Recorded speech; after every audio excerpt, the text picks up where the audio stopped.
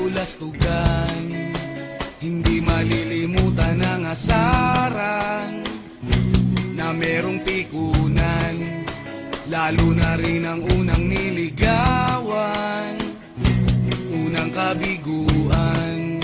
At dyan nasiseryoso ang usapan, ang pagdadamayan ng tunay at tapat na kaibigan.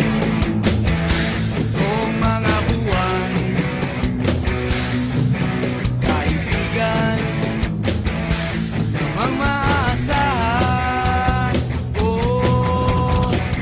Di na tayo pabata, edad may di